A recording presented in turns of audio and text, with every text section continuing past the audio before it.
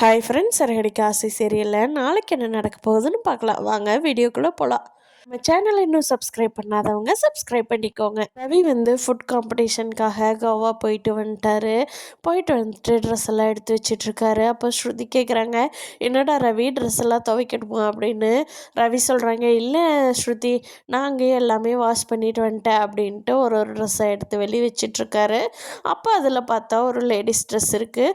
ஸ்ருதி கேட்குறாங்க, என்னடா இது, நீ எப்படா லேடிஸ் ட்ரெஸ் எல்லாம் போட ஆரம்பிச்ச அப்படிங்கிறாங்க.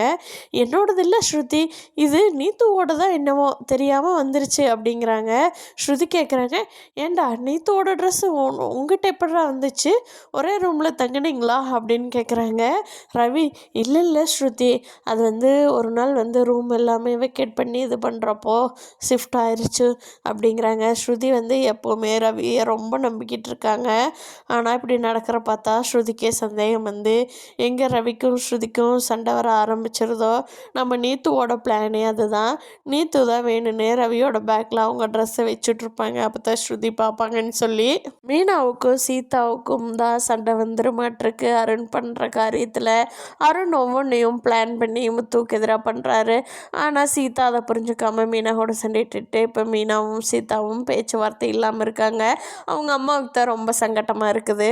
சீதாவுக்கு முத்துவை பற்றி தெரிஞ்சிருமே அவங்க ஹஸ்பண்டு சொல்கிறது தான் உண்மைன்னு சொல்லி சீதாவும் சண்டை கட்டுறது சரியில்லை. மீனாவோட தம்பியும் சிந்தாமணியோட பொண்ணும் கண்டிப்பாக ஒரு நாள் லவ்வில் போய் முடிய போகுது. அன்னைக்கு மிகப்பெரிய சண்டை வரப்போகுது.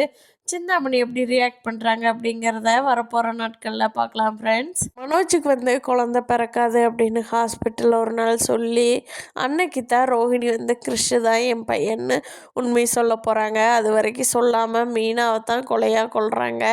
பார்க்கலாம் ஃப்ரெண்ட்ஸ் அடுத்தடுத்து. சரி, காசு இல்லைன்னு சுவாரஸ்யமாக நடக்க போகுதுன்னு. இந்த வீடியோ பிடிச்சிருந்தால் லைக் பண்ணிக்கோங்க. நீங்கள் என்ன நினைக்கிறீங்கன்னு கீழே கமெண்ட் பண்ணுங்கள். தேங்க்யூ.